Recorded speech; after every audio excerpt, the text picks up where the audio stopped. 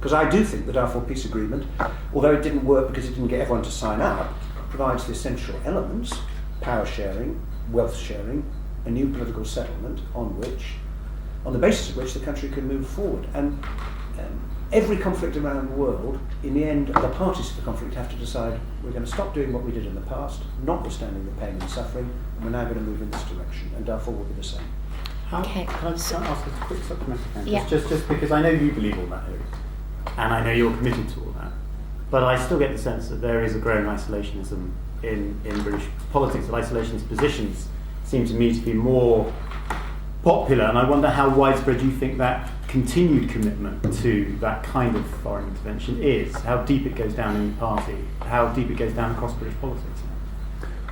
Well, I think there is an issue in the world. It's about who's taking on their share of the responsibility. And I think that is a big issue.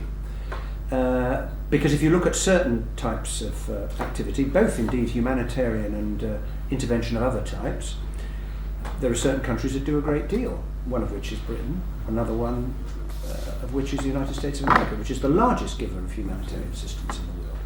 And I think we need a better sharing of that responsibility, and that's why I'm so strongly in favour of UN-assessed contributions being used to pay for the hybrid mission in Darfur, because each will be paying according to their means, and we hope that that will bring sufficient contributions coming forward to make a difference.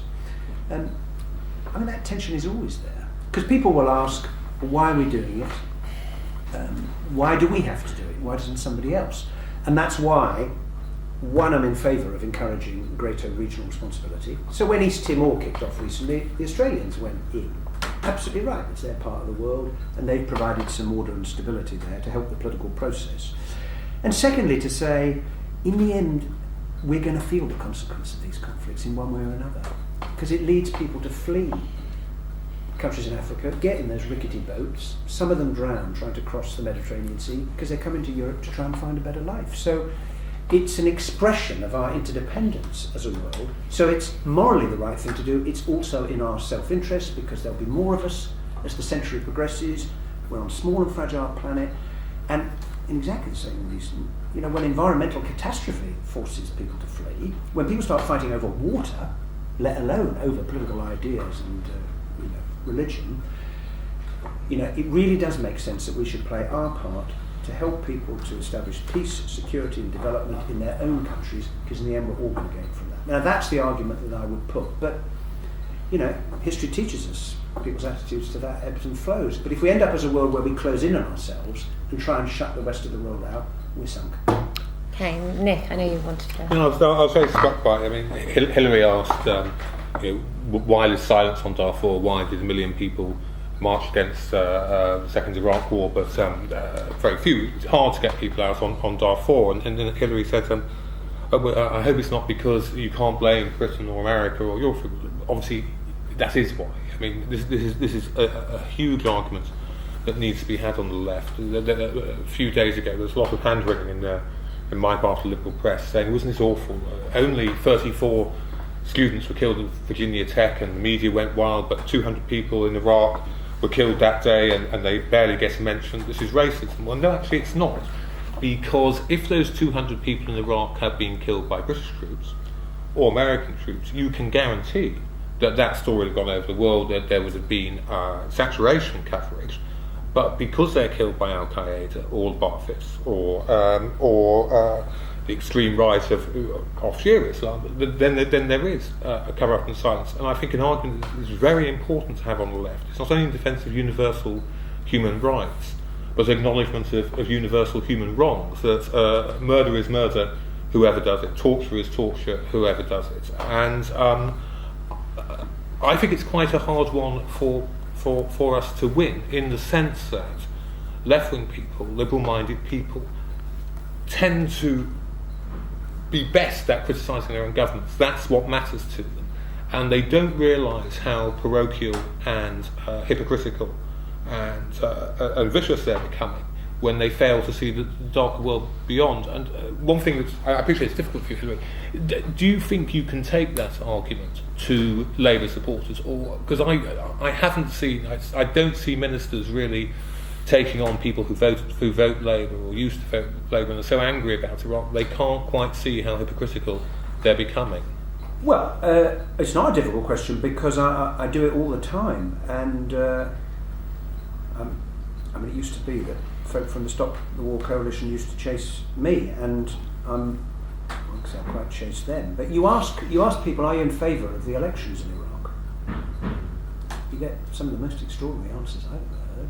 You can't have an election when a country is occupied. Excuse me, has someone told Angela Merkel that?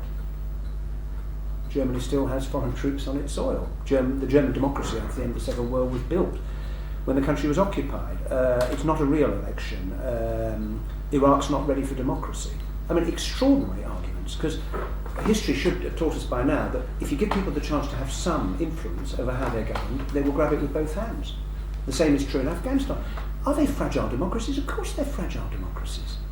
And my argument always is, look, I really do respect those who took a different view about the military action in 2003. I've never thought about anything as long and hard as I did about that decision. I don't regret the fact that Saddam is no longer there, and I'm not going to lie to people and tell them that I do.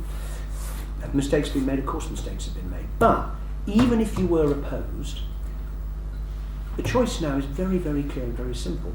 Either, we support the fragile democracy and speak out against the sectarian bombers and the butchers, the sectarian butchers, or Iraq is not going to have a better future. And I find the difficulty that some people have in doing that very troubling, because in the end we all have to take responsibility for what we have done. I take responsibility for what I've done, and people criticise me for it. But those bombers also have to take responsibility. And you end up, it seems to me, if you don't enable that to happen, you end up infantilising them. It's like, oh, look what you made me do. You made me drive a truck bomb into the market and blow up 70 of my fellow Iraqis. Excuse me? You got a choice. And the one thing that the Iraqis have got now, which they didn't have when Saddam was at the height of his terror and his butchery, is you have a fragile democracy that gives you the means, if you want to use it, to resolve your differences by debate and compromise and argument and democracy rather than at the point of a gun. Now, in the end, Iraq is going to have to determine its own future. That's absolutely clear.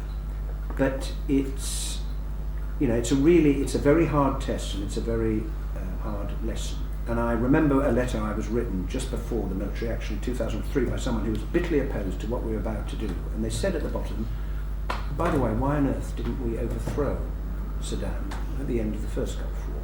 And the answer was because the world did what it had agreed it was going to do, which was to get Iraq out of Kuwait and then left it there. And that's why I describe these as the uncomfortable questions, because we're going to have to live with them and we've got to find some answer.